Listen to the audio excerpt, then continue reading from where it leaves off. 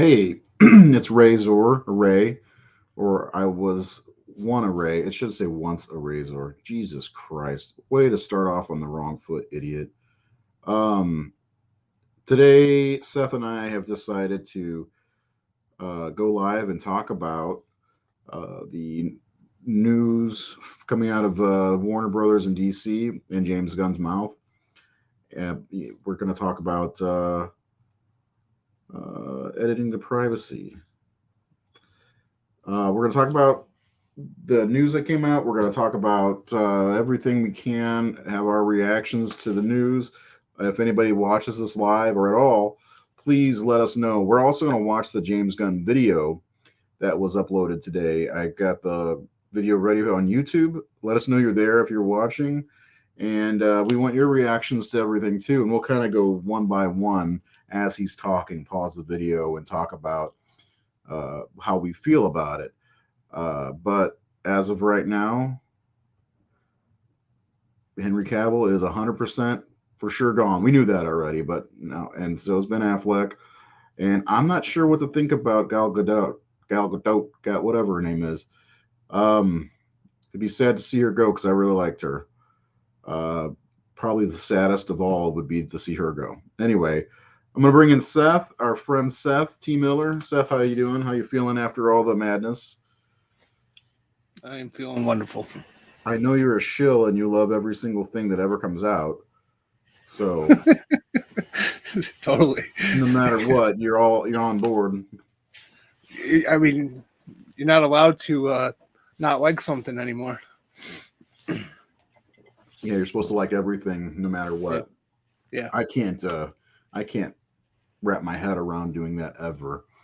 Um so before we get into it, we've seen the video. We've talked about it in short. Um Yes, is it that is. yep. I have that too, actually. I love you, Tita. But we talked about it a little bit on the Horror Syndicate chat, but now we're going to talk about it, just the two of us. And if anybody wants to interject, please do. We'd love to. Everybody's opinion matters, I guess. I guess. But I am sad, and Seth, I think you're also sad to see Henry Cavill go. I really liked him as Superman. We just did a show about his movie, one movie. Yeah. Well, here's the funny thing, though, is because like with the announcement today, they announced how they're doing the Elseworlds label, right, Yeah, for things that are not part of the DCU. right. And one of the projects that they are keeping to use for the Elseworlds label is going to be the J.J. Abrams produced Val Zod movie. I think it's Val Zod, unless they're doing the Clark Kent. I've been hearing conflicting shit on that. But so it's like, why are you reserving an Elseworlds Superman for that when you could be doing an Elseworlds movie with Henry Cavill? Yeah. I don't know. Let's uh let's ask the man himself. No. I don't know. Why, James? Yeah, James, come on, Mister. All of a sudden, you have white hair. Uh, Yeah, James. I mean, he's 56. I get why he's got white hair, but he before the pandemic, he was brown haired, no beard, and then all of a sudden, they're doing the Suicide Squad thing on the DC fandom. Remember that? And all of a sudden, he's got white hair. It's like, whoa, is that real, or are you trying to make a statement? Anyway, so we're gonna watch the video. I of course I love Ben Affleck as Batman, and I love Same here. Cavill and all that stuff. So it's kind of a shame. And don't forget, if you're a fan of horror, we got the Horror Syndicate discourse tomorrow night. We're gonna be talking about Night of the Living Dead from 1990. That'll be fun. Do you have your segment ready? Ooh, No, got taco burps. All right. Well, I got some work to do in a short period of time. yeah. Are you a procrastinator? Wicked. All right. So we're gonna pull up the video and we're gonna go over everything piece by piece and talk about James Gunn and his big old plan. Are you ready for this? Oh yeah. Okay. Hi, this is James Gunn. Hey, everybody. I'm James Gunn. I'm Okay. First of all, that's his name. co-CEO of DC Studio. So as many of you know, DC has been disconnected in film and television for a long time. And Can everybody? I want to make sure people can hear this also. So let me know if you can hear it. It looks like James Gunn's in the chat with us. He's from my area. I just wanted to put that out there. it's one of our jobs, mine and Peter's, is to come in and make sure the DCU is connected in film, television, gaming, and animation. That the characters are consistent, played by the same actors, and it works within one story. And if something is outside of that, like Matt Reeves' Batman or Todd Phillips' Joker or Teen Titans Go, that it is clearly labeled as DC Elseworlds. Okay. That's the first thing I wanted to touch on. DC Elseworlds. Now that is actually a comic line, which is cool that they're actually using Elseworlds. That's something I've wanted them to do for a long time, is call things Elseworlds if it's not in the major canon. And I'm glad they're going to be doing that because it could lead to more storytelling with the characters we love, and it would be more clear. So I guess Superman and Lois is an Elseworlds tale now, since it's still going to be going, right? Yeah. Yeah, and I'm fine with that. I like the fact that they're doing Elseworlds. Like, I felt like they should have put that like way back when, not way back, but when they did the Joker and then the Batman. I felt like those should have had that label on there already. Yeah, it's good that they're going to be doing that, and I mean, knowing that he is a comic book fan, from what he says anyway.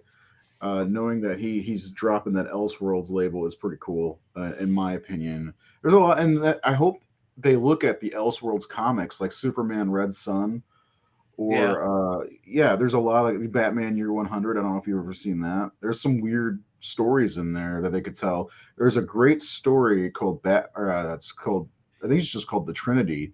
It's a Superman, Wonder Woman, and a Batman story. That'd be great, just a single shot movie. But I don't know how it's going to work. Let's listen on. Do you have anything else you want to add to that before we keep going? Nope. Okay.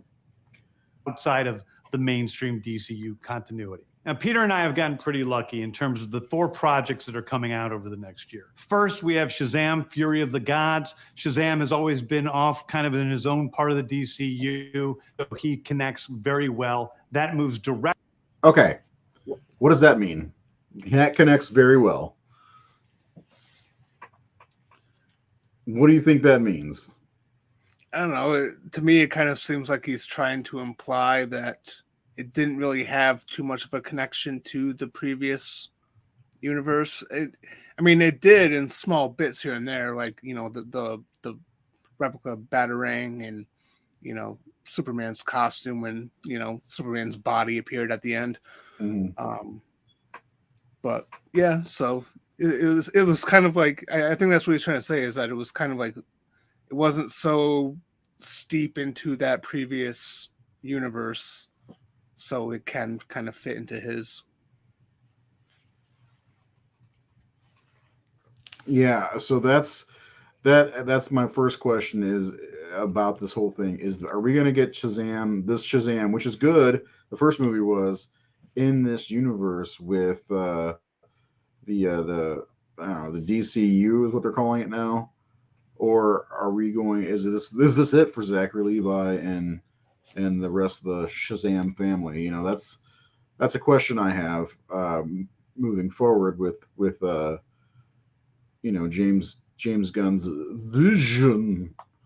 I'm sure we'll find out like after these movies are released, because obviously he's not going to say anything to try to derail them before they're released. So no, for sure.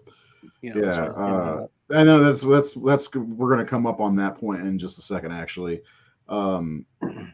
actually not in a second. Directly into The Flash, a fantastic movie that I really love, that resets the entire DC universe. Then to move. Okay, so did he really love it, or is he saying that to make monies? I think they know that movie needs all the good press they can get. Yeah, but I've heard test screenings were good for it. So I've heard it's wild. which Yeah. I don't know if that's a good or bad thing, especially since they Keaton's going to be in it, and then they decided to scale back and put Affleck in it, and then they changed that, and it's back to Keaton, and it's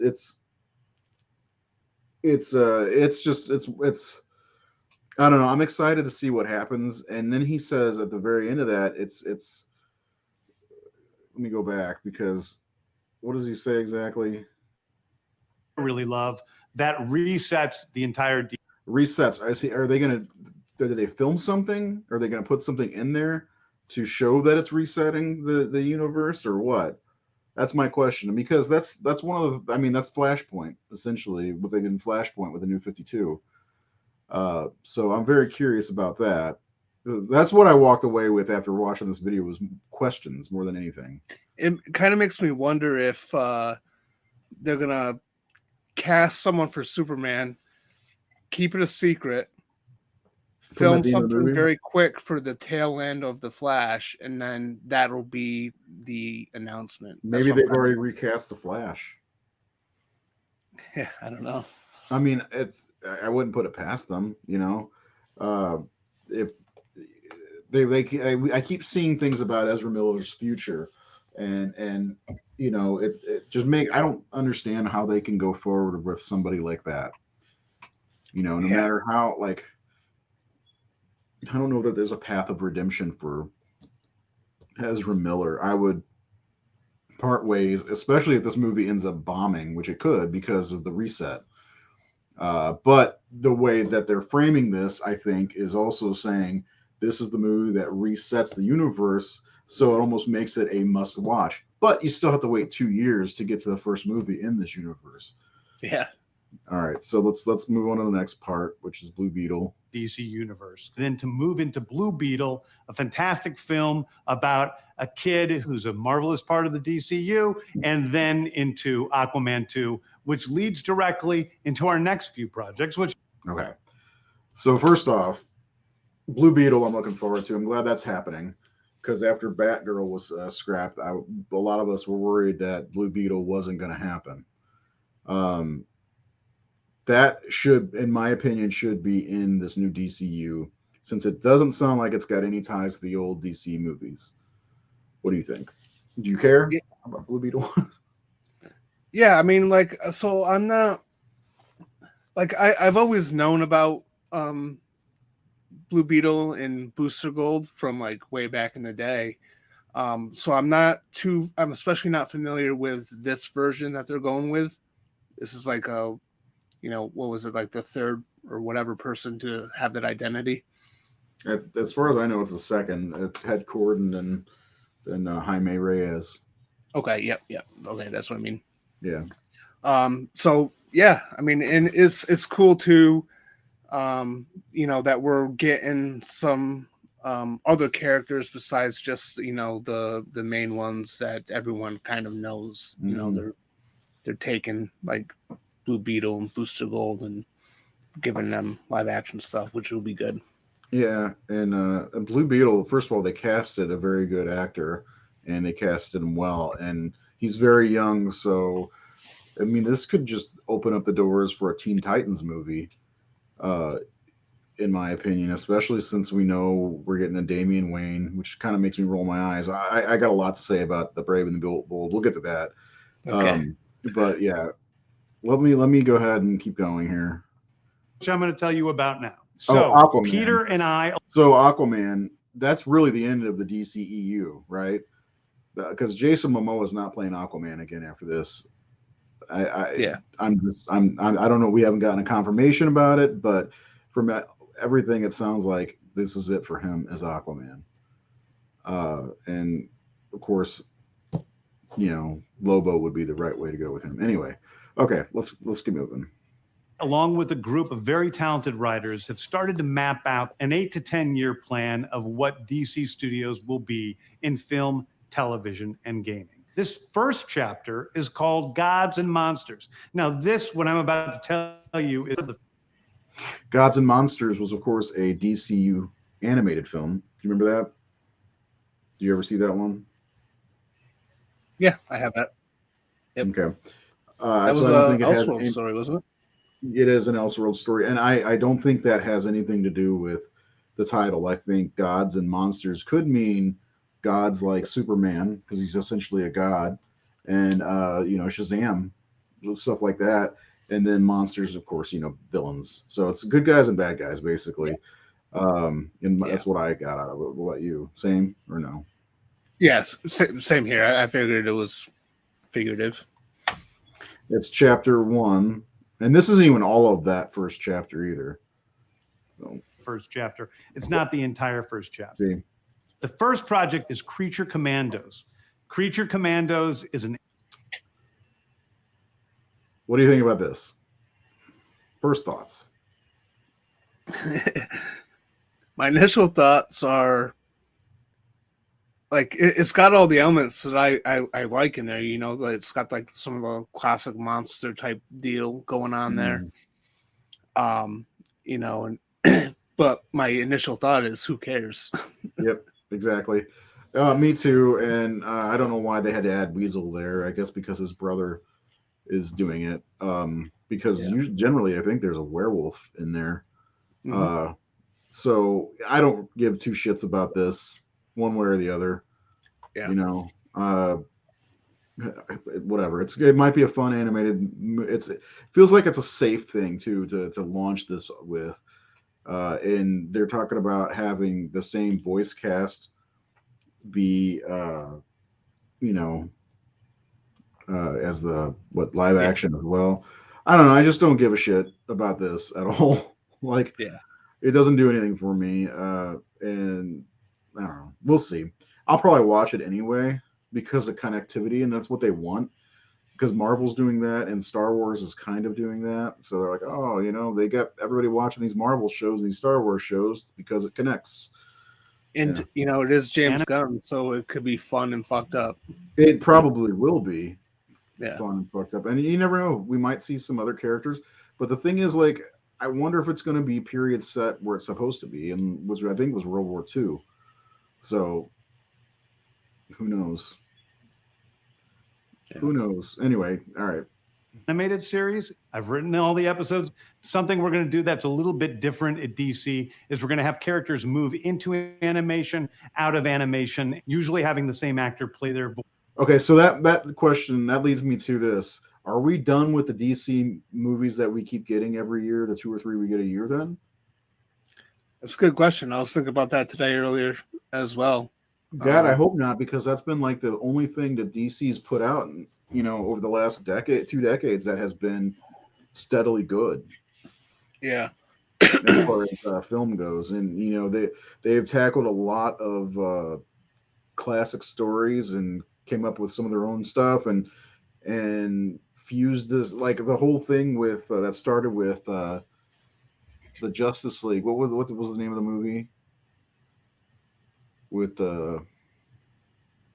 anyway, it ended with Superman having kryptonite eyes or some shit. I can't remember. Oh, are you talking about like what started with Flashpoint, moved on to Justice League War, and then ended with Apocalypse? That's it, yeah. Because that was great. All of that was great. I wish they would have done more with that because they did like 10 or 12 movies, and there was like a lot of fill in the blank areas that they could have put a lot of stuff in there and just fleshed that out. They probably could have just made a whole DC animated universe and did TV shows and stuff like that with anyway.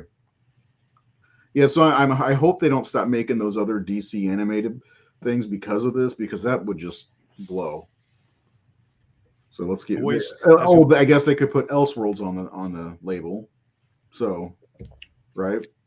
Yeah, they could, because like the after they ended the New 52 ones, they haven't really had like much of a connectivity between them. They've all been sort of like random, like Superman, Man of Tomorrow, Batman: The Long Halloween. Nope, those connect. They do. They're in the same universe. Just like the new Green Lantern, they connect. Do they? Yep. And then the Super Sons movie that just came out, they're all set in that like really thick black line animation. It's the same universe apparently. That's what I read that, so I can't be for 100% sure, but Anyway. I guess I could see that. It just they don't seem to have that, like the New 52 one did, where it was like really obvious that there was like this. The animation style was all the same, and the voice actors, and they had characters coming in and out, in different movies and stuff. Yeah. Plus, it's only 3 movies in, and it's probably over anyway. So let's keep moving. Who plays them in live action? Next up is Waller. This is a story of Amanda Waller, played by Viola Davis. Viola Davis is going to team up with members of Team Peacemaker, and this is a story that's been created by Crystal Henry, who did Watchmen, and Jeremy Carver, who created the Doom Patrol. It is a fantastic story that's out of this world, and I can't wait for people to see. Everything's fantastic and marvelous with him. The thing is, this is the first fucking thing that pissed me off. That means Peacemaker, his property, his thing, not property, but is still a part of this. That means his wife still has a job, first of all.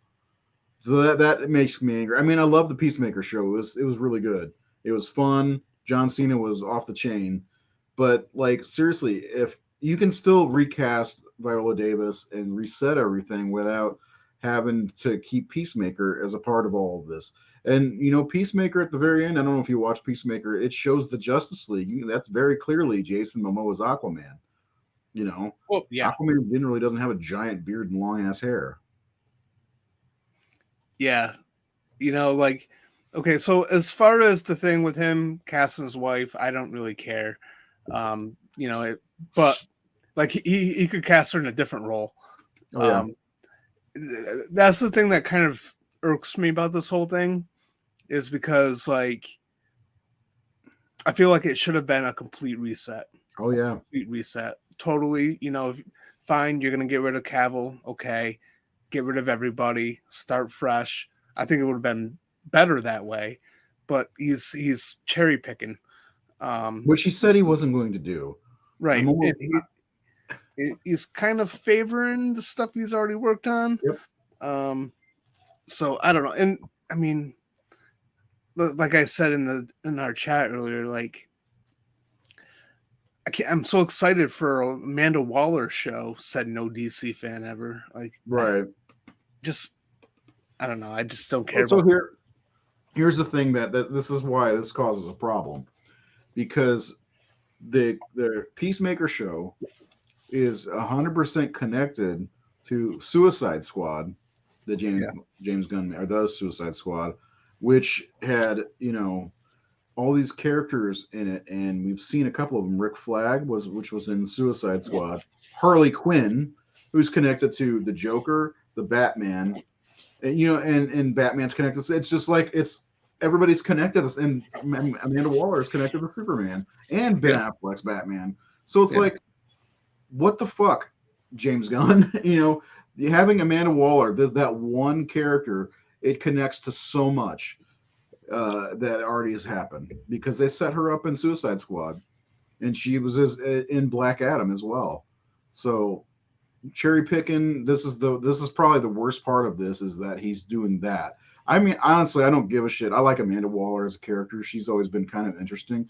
Getting her own show, I don't think is something that's going to make me excited or anything. I'll probably watch it anyway, because I watch everything that's DC generally. Because I'm a shill. I'm not. But anyway, so I don't know. This is stupid that James Gunn is doing it. Well, we all knew that he was going to do this anyway, because they're doing another season of Peacemaker, more than likely. I'm pretty sure they are, and that's fine. It's a good show, but man, make that shit Elseworlds. It's not going to be, Exactly. Like I actually loved Peacemaker. I thought that was that show had me cracking up pretty good. Yeah. A lot of fun. And it's fine if he wants to keep elements from that universe, but like you said, have them be the Elseworlds and not part of this main one. Like, I just feel like he should have just started completely fresh. Just drop everything that came before for this new universe that he's building, and go from there. Exactly. So let's keep moving, because I'm just gonna get Okay. Next up is the big one, the true beginning of the DCU. the true beginning. This is called. So what the hell? That monster thing wasn't a beginning. Waller's not the beginning. You know, it's like, why wait to announce? This should have been the first thing he announced, really. Anyway. Yeah. Called Superman Legacy. This is being written by me. I'm in the middle of it. I'm having a great time doing it. And Superman will be released into theaters July 11th, 2025. Okay, the next thing is a big premiere. So July 11th, 2025. And I've read that this is going to be a movie about Superman, Clark Kent Kal-El, who is struggling between his heritage of his Kryptonian heritage and his being a man of Earth, like the Man of Steel. Right? Am I wrong? That's exactly what it did, but maybe his will have a couple of jokes in there. Yeah, I mean, even there's Smallville. You know, it's like it's not something new. The one thing I'm wondering, like, if it's Legacy, that makes me think that word alone makes me think that it's going to have to do with something Kryptonian. And are we going to get Zod again? Because God damn it, if I see General Zod in another Superman movie, I'm going to lose my mind. I'm getting ready to start season 8 of Smallville, where it's General Zod the whole season. If I fucking have to see General Zod again, I'm going to lose my mind. I was thinking the same thing earlier about Lex Luthor. Well, no, Lex Luthor he can be in the movie. He doesn't need to be the main villain, but I think he needs to be there.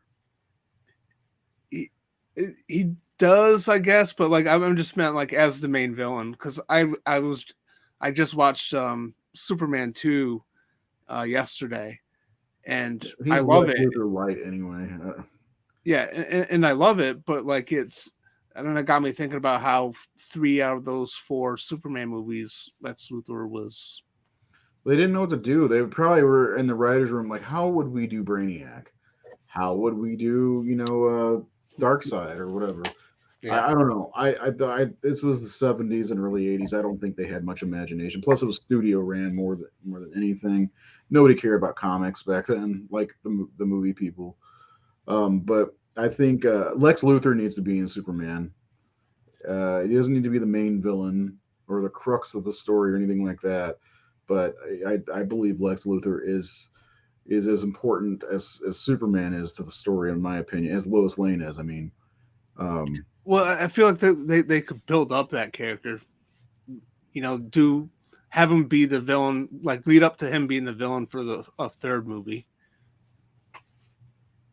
Yeah, I like the idea of him kind of also pulling the strings of some of these other villains, kind of like he did with Zod and Superman 2. Yeah, but nobody knows. Like, he just wanted the notoriety in that movie. Lex baby. Lex Luthor. He wanted Australia. Yeah, but I and I also want Lex Luthor done the right way, not a guy looking for land. Or there's so many ways that they could, or whatever Jesse Eisenberg did. It's just I don't know. I think Lex Luthor needs to be involved, but they could also make it Brainiac, which, if James Gunn pays any attention to what anybody's screaming, they don't want to see Zod again. Brainiac would be cool because in certain tellings he came from Krypton. Yeah, as the brain interactive construct, and that's what they should do. Because we've been wanting Brainiac for a long time, and I remember after Superman Returns came out, they were talking about Brainiac being the villain in the next movie. So it's been. I mean, he was in Smallville, but it was also just James Marsters playing a computer. So a meat suit computer. But anyway, I don't know. Superman. I'm limiting my excitement about this movie because I don't think I trust James Gunn with Superman. I'm holding out for a little bit more information before I can fully judge it. I don't know. we'll see how it goes. Yeah. It's a weird thing for James Gunn. It seems like it's too clean of a character for James Gunn. Yeah, there's another. I was gonna say there's another project that sounds like it's something he should be directing. So let's keep moving. Mere HBO television series called Lanterns. This is a story. Okay, I'm excited about this because I've been wanting to see this. I wanted to say, first of all, I've never seen Hal Jordan with facial hair, but Hal Jordan there looks like Chris Pratt. Yeah. I saw that. I was like, oh my God, that looks like Chris Pratt to me. But this is cool because every sector in the Green Lantern Corps, I don't know how familiar you are with Green Lantern, but there are 2 Green Lantern who patrol each sector.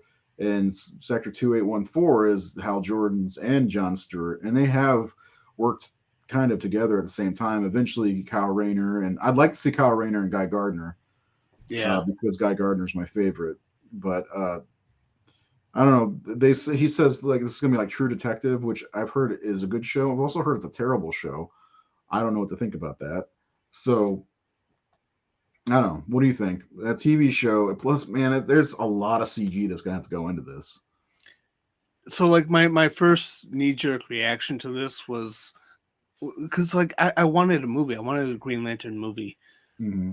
But the more I thought about it today, the more I'm like, okay, maybe a TV series would be pretty cool to see because they would get to explore more, about the lanterns, about Oa, Mm-hmm. And there's a lot of lanterns, so Well, I mean, there's almost possibilities. 3,000 sectors, so there's at least 6,000, almost 6,000. Yeah, and that I think it could be very cool if done right, of course, which is whatever. It could be great if it's done right. I mean, what they need to do, and I know this is probably not the right thing, the right person, but talk to Jeff Johns. He wrote the most successful run on the Green Lantern Corps. Well, Green Lantern. Peter Tomasi wrote Green Lantern Corps.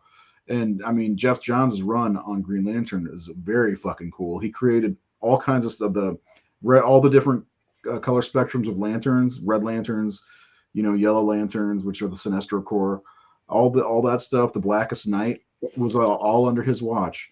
So like, as much as he's kind of a douchebag, and as he kind of ruined the DCEU, he was part of the ruin of DCEU, I'd still talk to Jeff Johns or read his stuff when preparing for this because there's a lot of good stuff in there.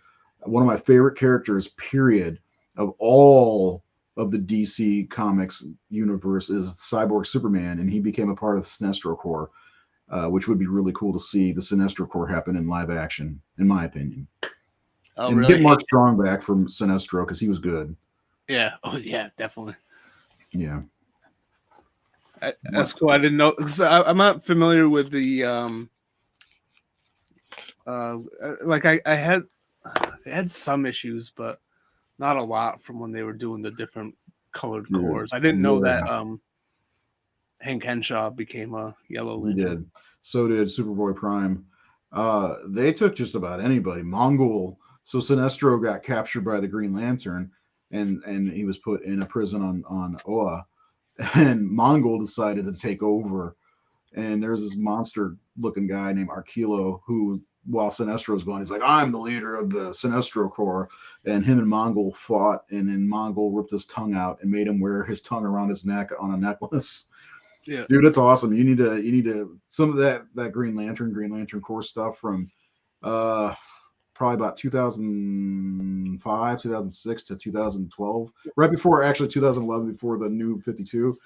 Fucking perfection. It's great because you get stories from the point of view of Guy Gardner, Kyle Rayner, John Stewart, and some of the other like Tomar-Ray and some of the other lanterns. Plus, you get the first ever Kryptonian. Well, he's not Kryptonian, but he's like a Kryptonian lantern, which is, his name is oh man, I forgot his name, but he's from Daxam. He's a Daxamite. Fuck, what's his name? He's really cool. Anyway, there's a lot of cool stuff in there, and I would absolutely scoop all that stuff up if I were you. It's good reading. I love it. If you live close to me, I'd just let you borrow mine, but yeah, you have to live all the way out west or east. East. Anyway, Yep. it's gonna bother me until I figure that guy's name out. I'm gonna look it up. All right, let's move on. Story of a couple of Green Lanterns, John Stewart and Hal Jordan, and we have a few other lanterns peppered in there, but this is really a terrestrial-based TV show, which is almost like True Detective with a couple of Green Lanterns who are space cops watching over Precinct Earth. In it, they discover... So Precinct Earth, why can't you just say Sector 2814? Because it's more than just Earth. It's by the way, it's Sodam Yat is his name.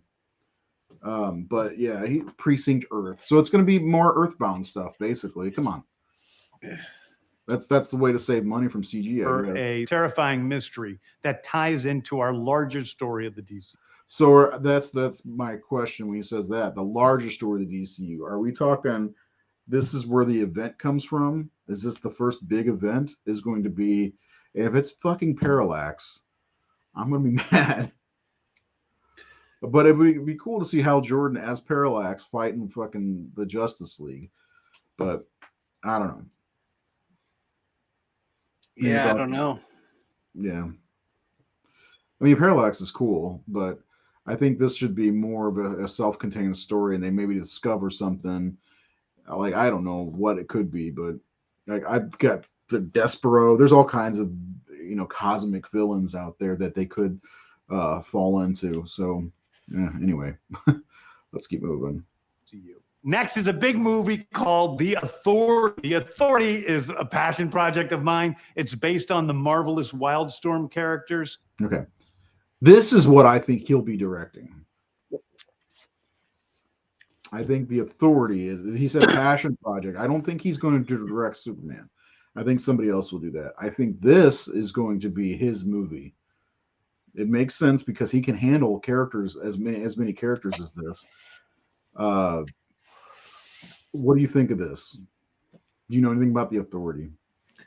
I know some about it. I mean, it was something that was started with a different company. It was brought over to DC. Wildstorm, yeah.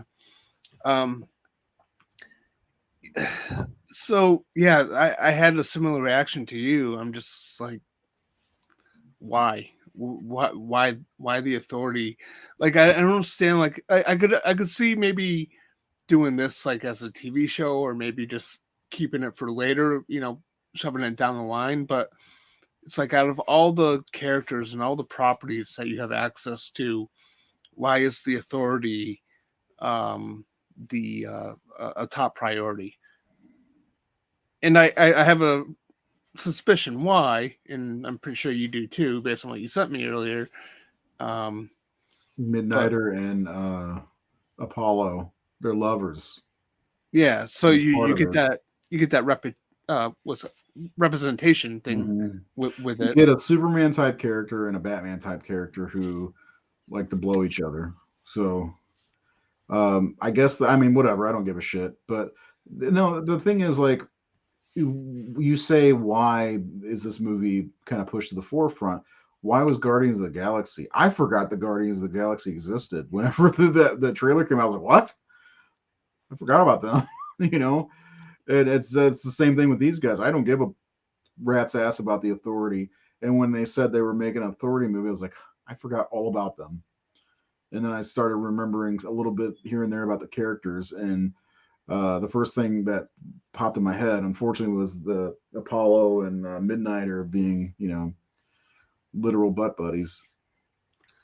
Yeah, but I mean, with Guardians of the Galaxy, for me, it was a little different because I have not a lot, but I have quite a few Guardians of the Galaxy comics, especially from the 90s.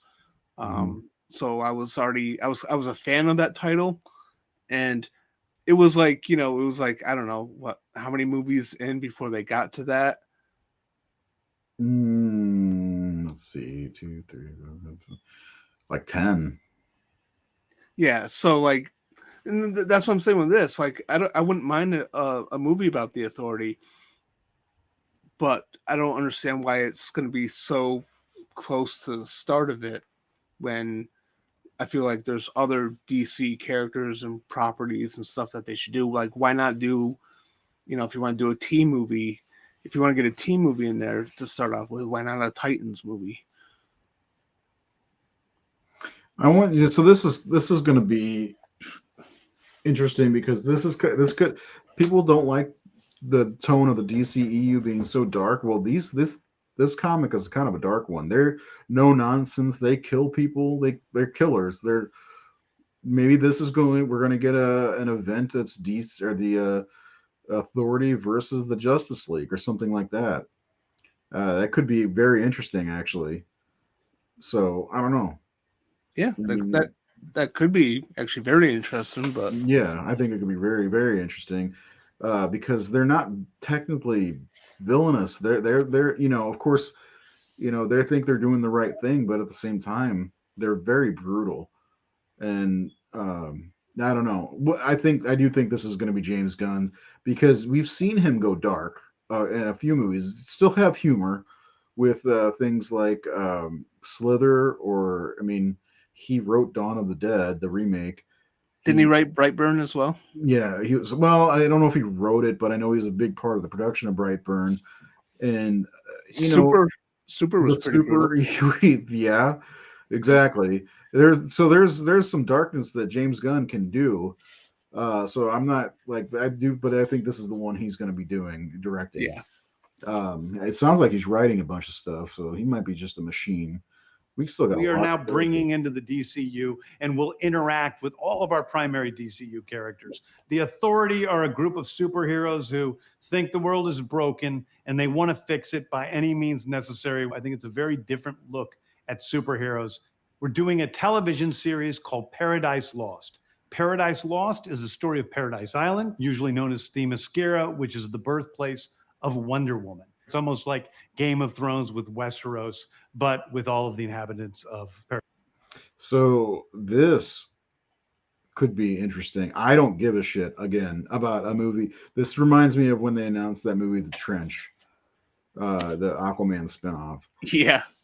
So I think it's first of all, this will be, if it's on Themyscira, it's going to be all women. Yep. Which, not that I have a problem with that because no men are allowed, but this could also be before that when they, showing why men aren't allowed on Themyscira, which could be cool. But it would be really cool if it was the Amazons versus the Atlanteans. I think that'd be a cool premise for a show that leads up to Wonder Woman being made. I tell you what, like if that's what he said, if he said that this was going to be the Amazons versus Atlanteans, mm-hmm. I would totally be on board for this. Oh yeah, I would too. As of right now, it's I don't give a shit. Exactly. That's all I can say. I don't care, unless it's that. A lot of these we need to know more. These are all knee-jerk reactions. So yeah. And casting is another thing that's really going to play a big part in all of this. So the introduction of the DCU's Batman is The Brave and the Bold. The Brave and the Bold is the story of. First of all, that's Dick Grayson.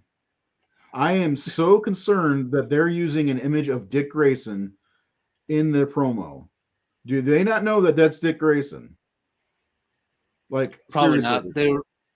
They were just looking for an image with Damian Wayne and yeah. I'm sure there's other, but that is fucking Dick Grayson. I don't like this at all. I'm excited because I like Damian Wayne, but we're talking about having a younger cast. Why the fuck is Ben Affleck not coming back if Batman is just going to be in his 40s again? Because he is. Because Damian is about 12 or 13 years old, I think. Somebody said 8. He's not that young. He's like 12 or 13. If he's 12 or 13 years old, maybe 11, that means he's been Batman for at least 11 years at minimum. But you also got to think about Damian's mother, Talia al Ghul, and all the stuff that happens with Ra's or Raish or however you want to pronounce it. All that has to happen within the first 3 to 5 years of Batman's career. So if you do the math and you put Batman at the young end of his early part of his career, he'd have to be at least 25. So if we're talking 3 to 5 years plus 11, that's 14 to 16 years. That puts him at 41 at minimum, right? Also, they're skipping over Dick Grayson, who's never fucking been properly represented on screen, except for Batman 66, in my opinion. And they're also skipping over Jason Todd, my favorite Robin. They're also skipping over Tim Drake, a great Robin. He's probably the best Robin overall. They're also skipping over Stephanie Brown, who was Robin for a little bit, but not as big of a deal. But they're skipping over all this different stuff. So they're getting rid of Ben Affleck, even though they're talking about a Batman who's got to be in his 40s at this point. And we're gonna have Damian Wayne, which is whatever, fine. But if that's the case, I better see Tim Drake as Red Robin. I better see Jason Todd as Red Hood and Dick Grayson as Nightwing. They better have all been Robin at some point. But also, I'm pissed because again, it's not early on in Batman's career. You're making him old again, like you did in the last regime. It's like, why are you replacing these fucking actors with new actors when you're just doing the same thing you were doing in the first fucking place? Superman Legacy is Man of Steel 10 years later, 12 years later. This is going to be Batman, which could be Ben Affleck, although Ben Affleck will be about 53 by the time this movie comes out. I am very unhappy with this. In calling it Brave and the Bold, come on. That's a dumb title. I know what it means. I know where it came from, but that's stupid for this. It implies Brave and the Bold is like a 50s type of Batman thing. It implies it's going to be kind of silly. And God damn it, I do not want that for Batman. Ever. Go ahead. So a few things with this. He does mention something, I think, towards the end of this little part where he mentions about bringing in the Bat family. So I think we will at some point see Grayson, Todd, and Drake, at least, and Barbara Gordon. But I'm never really been a huge fan of Damian Wayne, especially as Robin. I mean, I'm curious about this movie, but like, yeah, he is a dick. I do like though some banter he has with Alfred, but like, I don't know. I mean, because like all the talk lately has been about how Gunn was going to be doing younger for these characters, and obviously he needs to be old enough to have, for this kid to have been raised, and not to mention if they're talking about introducing the Bat family, then he would have to be older because he would have all that experience in raising Dick and Todd and having Tim. But like, I don't know. Like, a part of me is excited, but a part of me is not excited. I'm just really curious about the casting, about who they're going to cast as the character. If they want to make him young, they could still make it young and skip over the other Robins and make Damian a genetically modified clone of Bruce Wayne, that has advanced aging or whatever, rapid aging or something. I don't know. Yeah, I don't know. We're gonna get. This will be. I don't know when this is going to come out, but in 15 years, we're going to have 4 Batmen on, like 4 of them, 5, including Keaton. I'm tired of having to get used to a new Batman. I'm so tired of it. I mean, Robert Pattinson, honestly, I like all the connected stuff more than what's going on with Robert Pattinson. And I don't give it. It's like I've already gotten to the point where I don't give a shit about the Pattinson movies almost at all, because it's just another fucking Dark Knight type trilogy. It's like, I know it's coming to a close at some point because it's now for sure a trilogy. And it's like, it's not going to be an ongoing thing. It's like, I don't fucking care then. That's how I feel about it, because same thing with Chris Nolan's movies. I didn't give a shit because there was a beginning, a middle, and an end. I don't give a shit. I want something ongoing, which is what we were going to get with the DCEU. But, it got fucked up because Warner Brothers, it didn't make $1 billion. BVS didn't make $1 billion, so they freaked out. Idiots.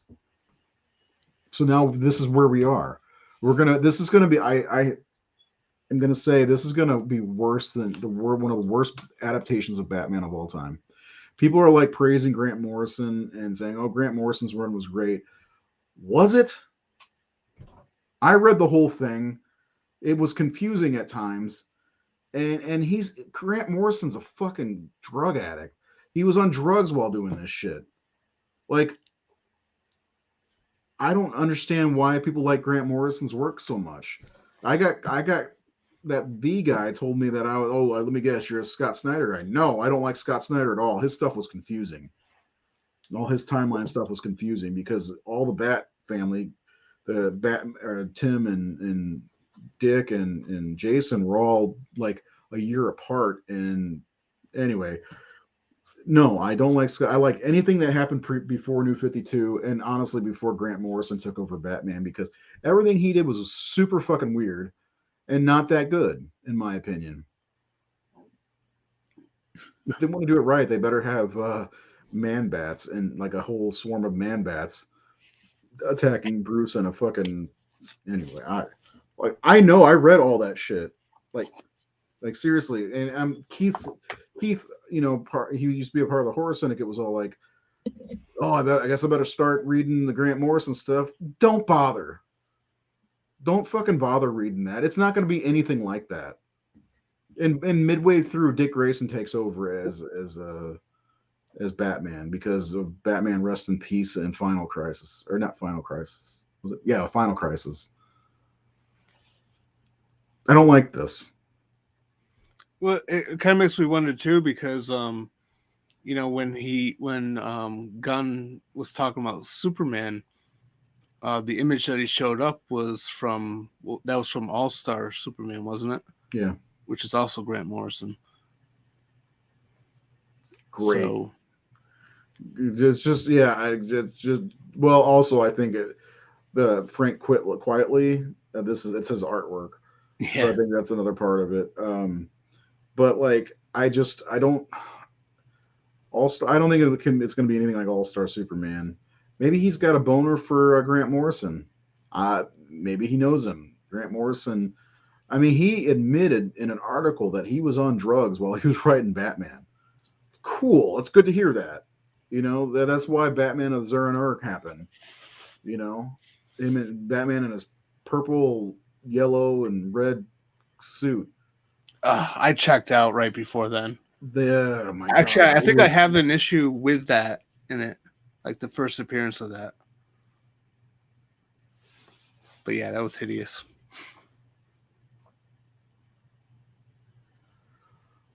I don't think Grant Morrison's a great writer. Not for Batman, anyway. I don't know. I'm not Brave and the Bold. Come on. You know what? I'd rather watch the goddamn cartoon Brave and the Bold. That was fun. You ever see that? No, I don't think I have. It's on HBO Max. It's a lot of fun. It's Diedrich Bader does Batman's voice, and Aquaman says outrageous all the time. It's awesome. Yeah. So what storyline would you like to see as the DCU Batman?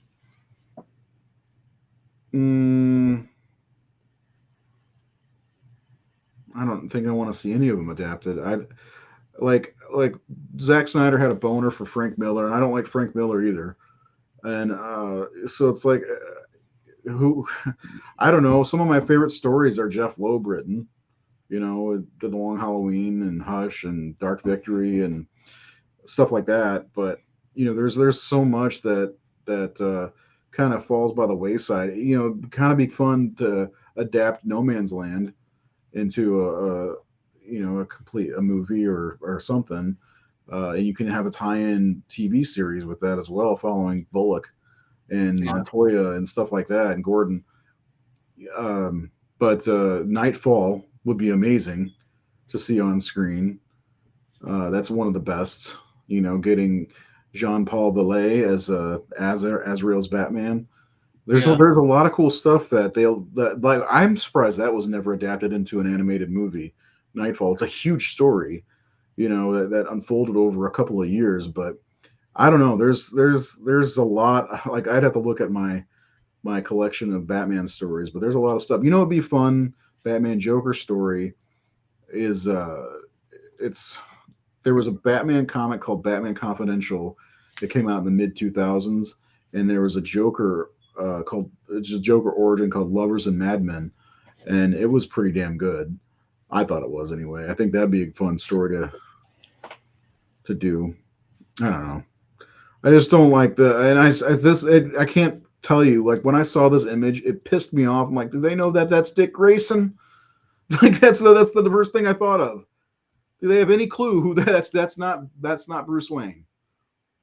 What's this comic film universe? I mean, yeah.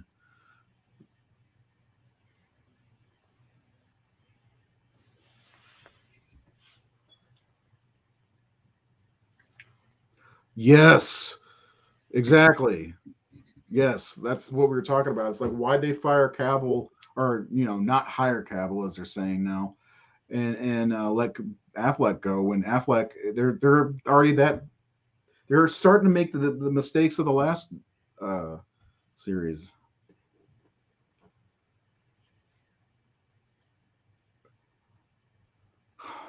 Yeah, I wonder if what Reeves is going to do next. That's the other thing that got announced today was Reeves's movie is going to be October of 2025.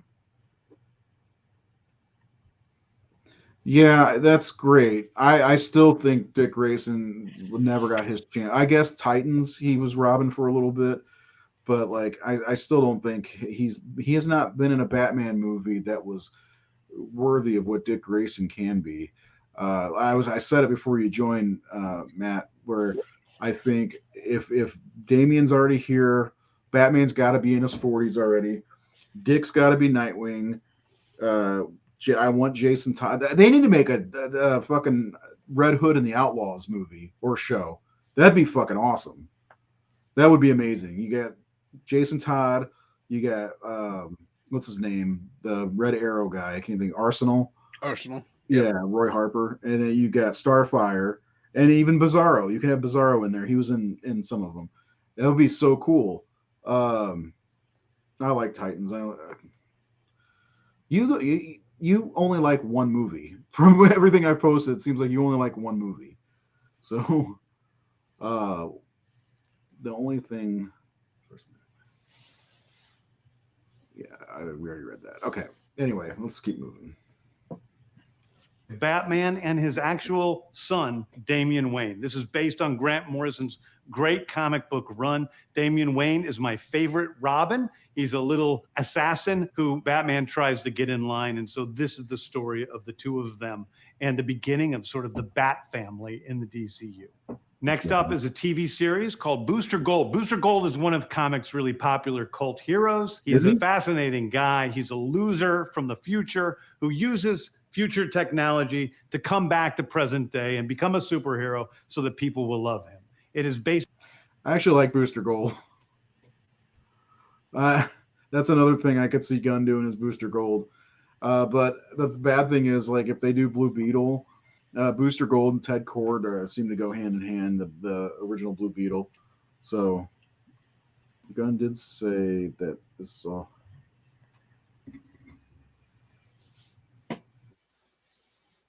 There's a lot more coming in chapter 1 than just this stuff. This is just to keep us all talking, I think. Making YouTubers make money. I don't know. I think a Booster Gold TV show could be fun. I think it should be a one-shot thing. Basically, the superhero story of imposter syndrome on an HBO Max series. One of my favorite comic book series. What do you think about the Booster Gold? Do you have any thoughts on that?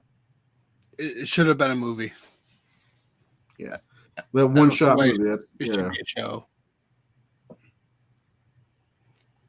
But again, like, the Booster Gold goes with the original Blue Beetle, and that's not the one they're doing for the Blue Beetle movie. But it just naturally, when I think of a Blue Beetle movie coming out, my mind instantly goes to, oh, there must be a Booster Gold movie coming soon. Yeah. Well, there could be a relationship between Jaime Reyes and Booster Gold. That doesn't have to be Ted Kord. Okay. Okay. It was Tom King's run on Supergirl, Woman of Tomorrow. Now, And I so haven't we're read going to this. turn that into a big science fiction epic film. Now, I have not read this, but I'm going to now because I haven't really read comics in about 2 years since the pandemic started. I've fallen out of favor with comics because they've just gotten so shitty. But this I've heard is really good, and this is an interesting idea. My number one question with this is the connectivity to the greater DCU and Superman, or is this going to be, because I don't know if this is going to be an Elseworlds tale or if it's going to have that Sasha Calle girl in it from the Flash movie.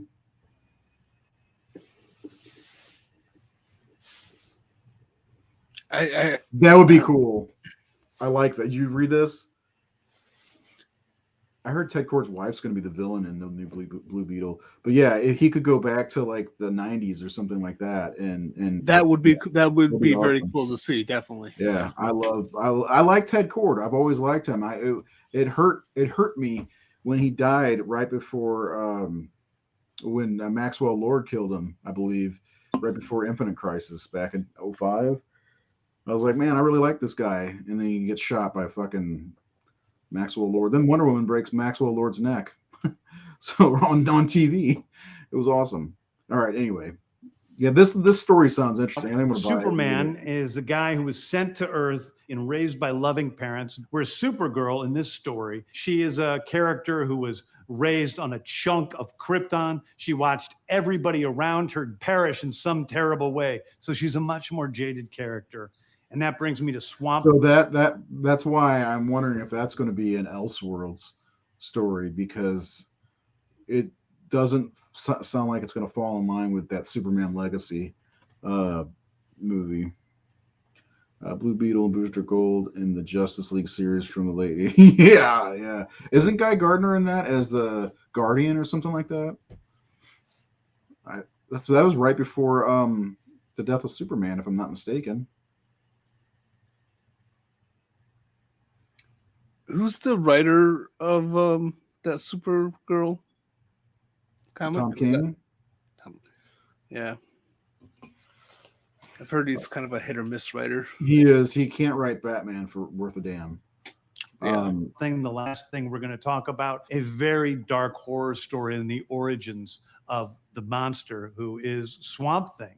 And although it's totally outside of the rest of the DCU, it will still feed into the rest of the stories. Anyway. So Swamp Thing, that show was pretty good. I thought it was good. What guy was a Green Lantern at the time? I can't remember. I know right before the death of Superman, he was Guardian or whatever. The black jacket and all that shit. Stop. That's my favorite Green Lantern. Anyway, it's okay that Batman knocks him out. But yeah, so I think Swamp Thing. Did you like that? Did you watch that show? I didn't. I have that season, but I didn't watch it. You need to watch it. I liked it. I thought it was pretty cool. So Swamp Thing, I'm curious to see how they're going to do it, because if it's still going to connect everything, there's this in the comics. There's some cool things they do with Swamp Thing, and I'm thinking of I think it's Earth 2. I'm trying to remember how they used him. Anyway, cool. I hope Adrian Barbeau's in it again. Wait, those are the stories that I can tell you about right now. I've loved the DC characters since I was a child. They're incredibly important to me. I knew that this was a once-in-a-lifetime opportunity to do something very different. One of the things that's very important for me in all of these movies and TV series is that the director's vision and the vision of the writers and all of the creators is unique and something special. Storytelling is always king. That's all that matters to us. And I want to be true to those stories. I want to be true to you guys and really give you something different than you've ever seen before. Anyway, thank you, everybody. I appreciate you watching. I hope this was exciting for you, because it's really exciting for me. And I can't wait to start to dive into these stories with you guys on this grand adventure. Thank you so much. Hey, everybody. I'm James Gunn. Again. I'm the... No. All right. So did you said that they're still moving forward with the J.J. Abrams Ta-Nehisi Coates movie? Yeah, yeah. I'll have to find all the articles I was reading today because there's I was hoping that was dead. yeah, I was hoping so too. There was a bunch of little updates about a whole bunch of stuff. Um, so yeah, That was just the one thing that I was hoping was dead. yeah, That guy Ta-Nehisi Coates is overrated. He's a yeah, shitty writer. I've read enough of his comics to know that he is a shitty writer. yeah. That's all I got to say about it. Also, J.J. Abrams sucks too. So I liked his Star Trek movies and a few of his other movies, but once he got to Star Wars, JJ, he just. Ugh. Although I will say one positive thing that's happened with J.J. Abrams in the last 5 or 6 years is he gave us a great edition of Phantasm. So That is yeah, true. yeah, because he wanted to see that restored to its glory, and he if not for him, we wouldn't have gotten that. Anyway, that's it. That's how we react to all this stuff. Anything standing out that's exciting you? No, well, I just really want to touch on a couple things real quick. With the Supergirl movie, I'm curious about it. I'll give it a chance. I hope it's good. And then as far as Swamp Thing goes, like I've always liked Swamp Thing since I was a kid. I read a lot of the Vertigo comics. I used to watch the animated show. I used to watch Oh that yeah, I forgot about 90s. that. I used to Yeah. watch that 90s live action show that they had. Mhm. The two movies, especially Return of the Swamp Thing, was on all the time on USA. Yeah. I thought he looked good in Um, that. yeah. So, I'm definitely looking forward to it, and I think it's being mentioned where it's going to be a horror movie, so I think that's going to be really cool to Which I think cool to that see. kind of falls in line with what they did in Rebirth, if I'm not mistaken, for Swamp Thing. You know, Uh, yeah, it could be cool. The Supergirl thing, I hope, is an Elseworlds tale because I like regular Supergirl, but we'll see. There's a lot. I mean, we still have all these conventions coming up here in the next few months, and of course, Comic-Con. I'm sure there's going to be a big thing. I will say that it sounds like there will be no DC movies in 2024 unless Joker's coming out then. I don't remember when that's supposed to come out. probably October Of this year? of 2024. I got to tell you, Joker 2, whatever it's called, I do not care about that movie one bit. I care about it as much as I cared about the first Joker movie. Not one bit. Really? Yeah, I didn't give two shits about that movie. Yeah, 2024. So that is the only DC movie that's coming out in 2024, I guess. October 4th, 2024. Who cares? Yeah, I think that's why he announced that was it the Creature Commanders, whatever it was, first. Because it does take a little time to make movies, and like he's only like halfway through the script, he says, for Superman. So Mhm. like he's doing that to put something out in between. Yeah, I think I agree with Mr. Hasso here. I call BS. No way they go 18 months without a DC film other than the Joker, I guess, movie. I mean, Well, they, I mean, what are they going to do? Rush something into yeah, production? yeah, or push something back, which I hope they don't do. Just get these last few DCE movies over with, please. But I mean, they could do some of the TV shows in 2024. And of course, they are filming that Penguin show, which I gotta say I do not care about. That's I hate the Penguin. That's my least favorite Batman villain of the main ones, anyway. Uh, but actually heard that Pattinson's actually going to be in that show, which is kind of cool because that opens that up a little bit more for me. Like I said, trilogies, knowing something's a trilogy, there's a cap on it. And I hate that. I hate to know that there's going to be an ending when there's a lot of story you can tell, especially with a character like Batman. But now that they're going to be moving into the wider DCU with Batman, I'm glad that they're going to be capping this off. Although I kind of wish it would have been Pattinson as Batman in the DCU. I know other people will be like, no, well, that could be the first movie in the DCU, and it happened last year.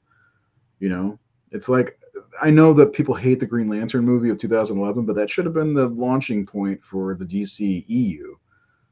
It should have been. Saying. It should have been. It was not a great movie, and I get that, but I liked it for what it was. I liked that it put Green Lantern in people's mouths that probably would never even thought about Green Lantern. You know, and It had Amanda Waller in it. It had Amanda Waller in it.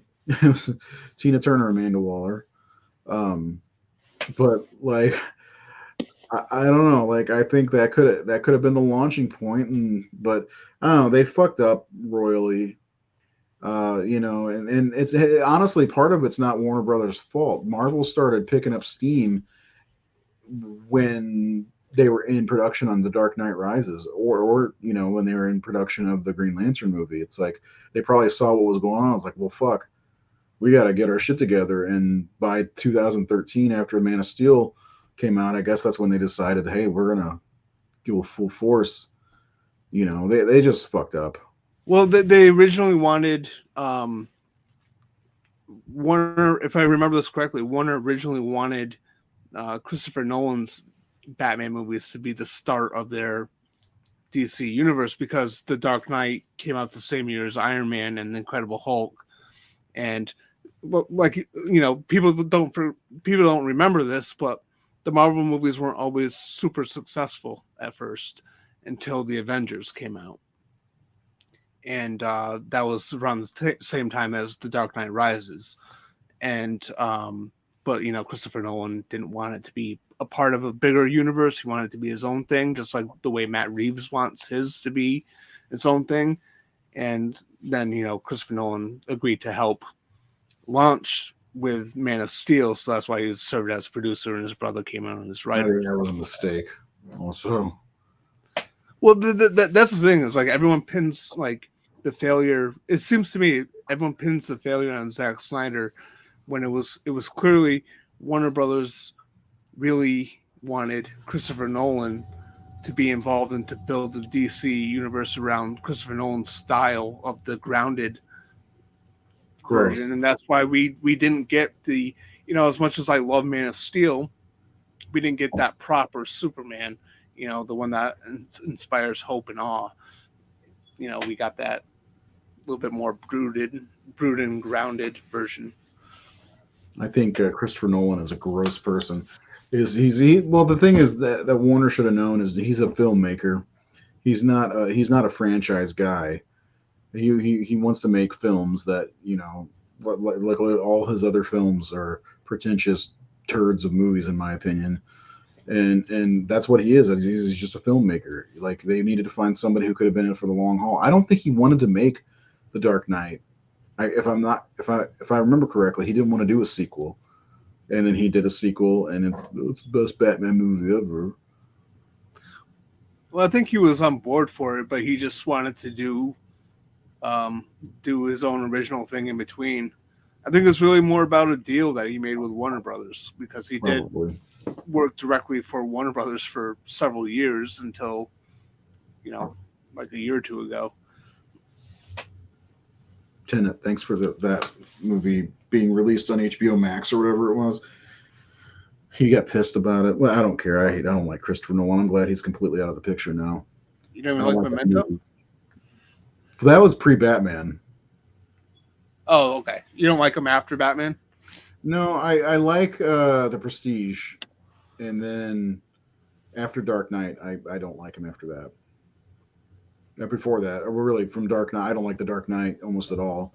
So that's one of my least favorite Batman movies. Always has been since I saw it. I was pissed off walking out of the theater at the end of that one. So, and then of course Heath Ledger died, which honestly I think that was a lot of the problem. A big part of the problem was when Heath Ledger died. I think that ruined a lot of what the Batman movies, the DC universe could have been. I know that might be. I have a whole theory about that, but we'll do that for another time. Um, I don't know. I just the announcement. When I saw it, I was reading through it. I'm like, meh. It just didn't do anything for me. None of it. You were that picture of Ben Affleck smoking with his. Yeah, pretty much. Yeah, I was sat there and I'm like, what is he doing? Like what? Why do they put this guy in charge? Like why do they put a guy who's such a strange fellow in charge of all this stuff? He makes the weirdest things. He does. Like I'm sure Guardian of the Galaxy was great. His Suicide Squad movie was fine. That's not my favorite thing, but it was fine. And it's just like the thing that James Gunn does. He gets these people that he likes working with and keeps using them over and over again. And it's like, are we going to see Michael Rooker play the fucking Joker next? I know he's already in the Suicide Squad movie, but are we gonna get Rainn Wilson to play Lex Luthor?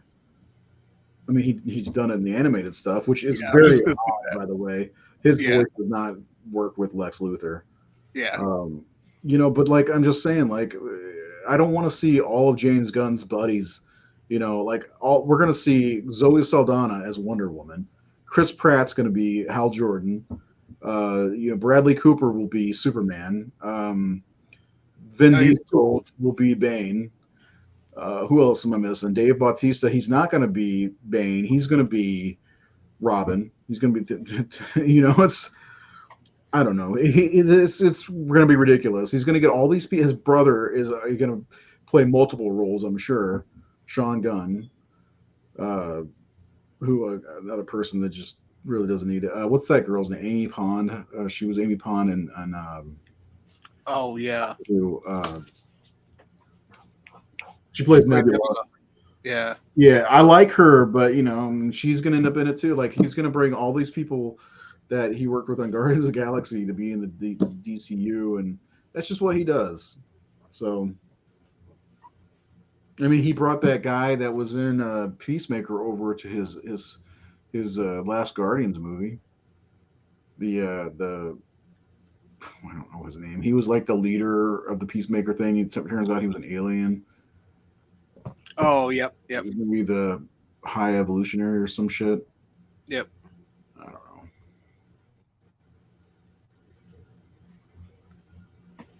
I don't know. Like when I saw this announcement, I was just like, it just didn't get me excited at all. I know it's even Matt says it's hard to get excited over this. I know that's true, but like being a DC fan and knowing what the hell and hearing it's not just a list. He talked about it. He told a little bit about each property, and it's nothing to really get excited about, in my opinion. And the other he gave one date, which was the Superman movie, so we know one like launch date. And another reason why I can't get excited is because I can't remember what year it was. I think it was 2015 at San Diego Comic-Con. They announced a Cyborg movie, a Green Lantern movie, all these movies that never happened. And I'm tired of that shit happening. And Marvel is the only one that doesn't have this problem as bad. I mean, they've announced things that didn't happen, but they like Star Wars is doing it. Like the Patty Jenkins Rogue Squadron movie, it's never going to happen. The Rian Johnson movies aren't going to happen, more than likely.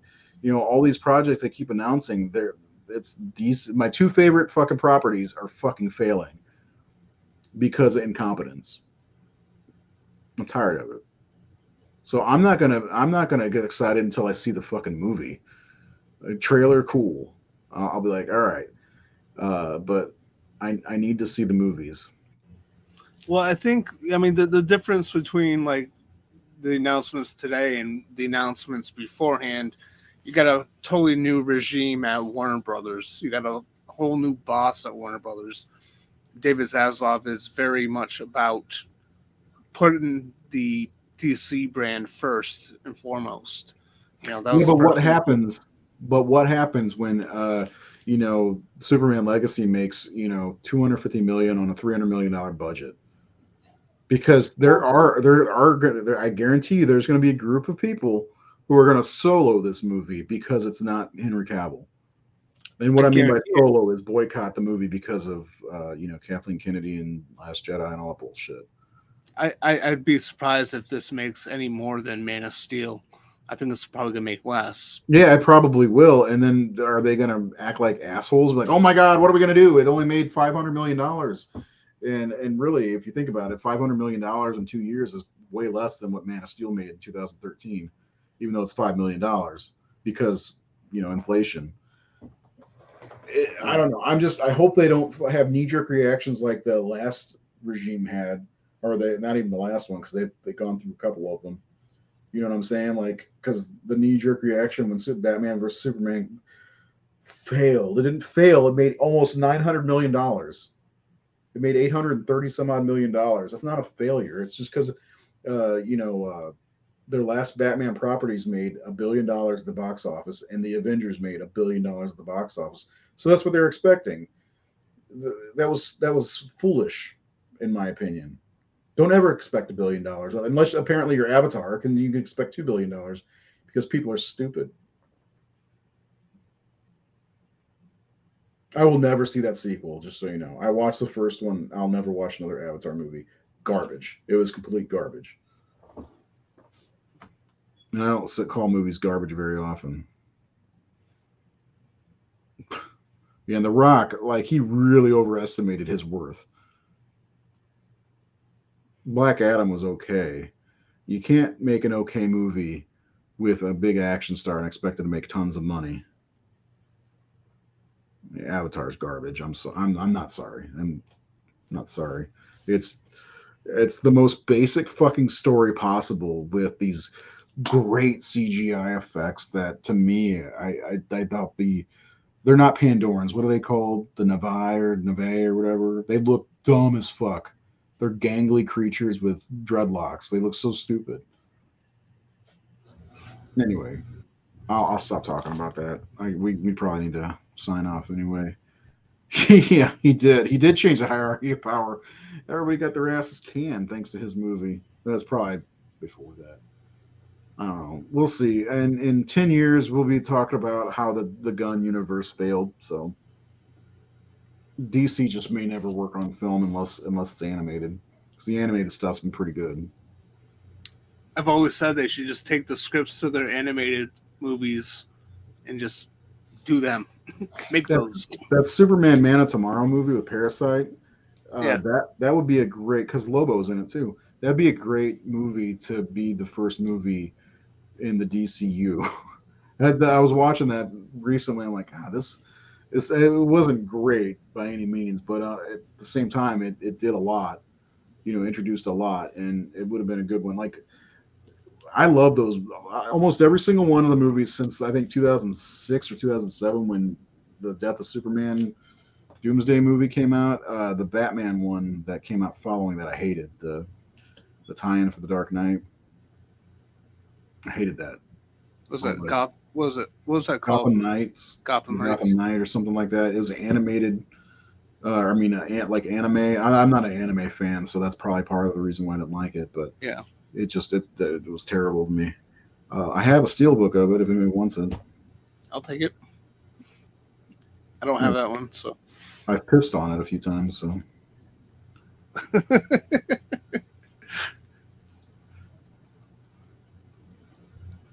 Yeah. They need lower budgets too, because their lower budget movies do better. It seems like Shazam, the budget wasn't really high and it looked great, and I don't know. I think there should be less of a focus on the competition with Marvel. Just do good stories. Don't worry about what Marvel's doing.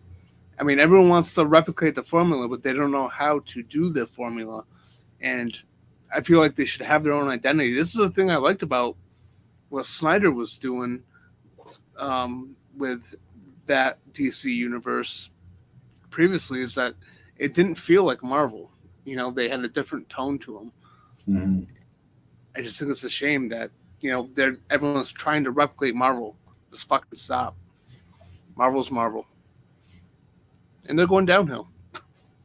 Yeah, they are. Yeah, they are. Yeah, Deadpool. Yeah, I mean, they I don't know why they couldn't make a Batman movie for less than $100 million. Honestly, don't. Yeah. Like, if they made Deadpool for, this was again 2000 what 15 when they made that. I mean, still, they should be able to make a Batman movie for less than $100 million. Like looking at Matt Reeves's movie, how much did that one cost?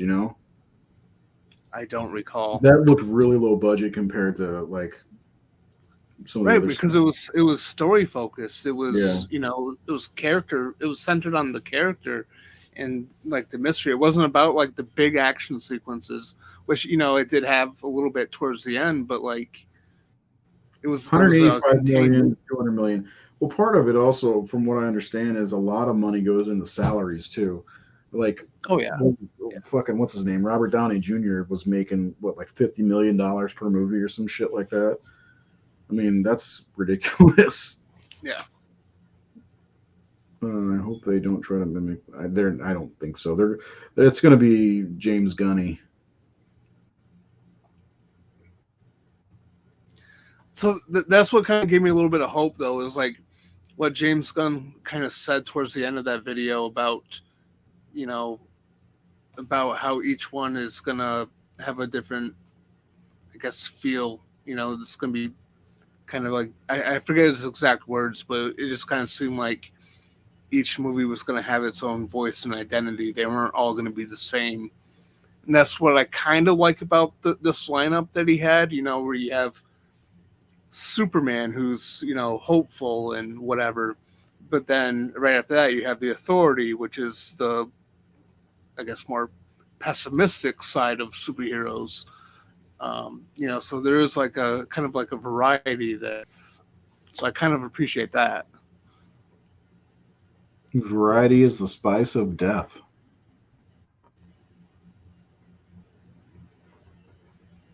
I know that's weird. Anyway, um, is there anything else? Like, what is the thing that you're? Is there anything you're looking forward to out of all of this? I'm mainly curious about Superman Legacy and Brave and the Bold. Um, I just want a little bit more information about them. I think I'll make a better judgment, when it comes to casting or, um, when they kind of do a plot synopsis. Swamp Thing, I think that'll be cool too. I just saw Jay mention that. I forgot about that for a second. Um, then there's just some stuff that they don't really care for. I think lanterns would be pretty cool too. I don't. Why can't they just call it Green Lantern? Like, why is it got to be called Lanterns? I get that it's two of them, but like, why can't they just call it Green Lanterns or the Green Lantern Corps or something like? Or the Green Lantern Corps. Why are they? Yeah. Why are they being so like I don't know, edgy? Fucking edge lords. Well, I don't know. If I was asked that question, what am I looking forward to the most? I'm gonna say the Flash. So that's right. Right. I want to see how. I've been waiting for that movie for a long time now, and I can't wait to see how that turns out and how it all ends. But I'm still gonna be left feeling empty after that's over. So especially. I've always hated the idea though that they're starting with Flashpoint for the first Flash movie. It just Mhm. and it seems like a cheap cop out way to fix things. It's not really a fix. It's just lazy. Yeah, I mean, I wonder if some like I And the don't know, Flashpoint movie about the Yellow Flash. Reverse Flash. Yeah. I saw something the other day that there's going to be three different Flashes in this movie, and one of them Yeah. is All the Death Flash or some shit. So I don't know if it's kind of, Eobard yeah. Thawne's going to be in it or not, or what. I don't know. I'm curious to see how that goes. See what we're going to be missing out on for the next ever. Today's announcement was the final nail in the coffin for me for the DCEU, which is something I actually liked for the most part. It gave me a Batman that was in my opinion, the most comic book accurate looking anyway. Mm-hmm. Anyway, I don't know. I don't have much to say. I reserve my judgment about the James Gunn thing, except for the fact that all he does is talk about shit on Twitter. It's like, shut the fuck up and work on your stuff. Yeah. So anyway, do you have anything else you want to say before we go? Nope. I think I've said what I've had to say. I'm not a shill, so I'm not going to love everything. Yeah, I know. Neither am I. I'm looking forward to this. Oh, like that's all I've been seeing on Facebook. Oh, James Gunn's the best. It's like he hasn't done shit yet. He just announced a bunch of stuff. Don't call it, Yeah. don't like he hasn't done a goddamn thing yet. I can announce a bunch of stuff too. You know.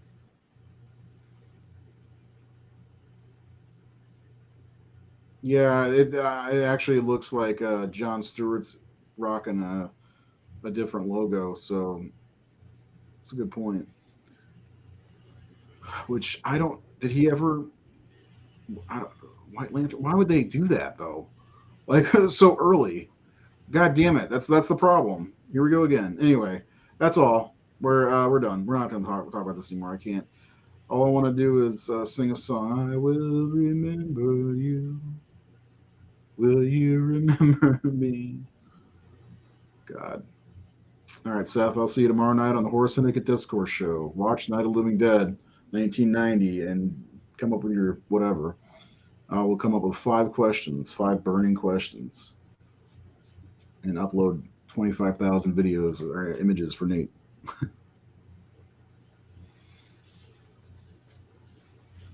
From the animated show, the Red Lantern. I would love to see Atrocitus pop up in the Lantern stuff. If they can work their way to the Blackest Night, I'd be so happy.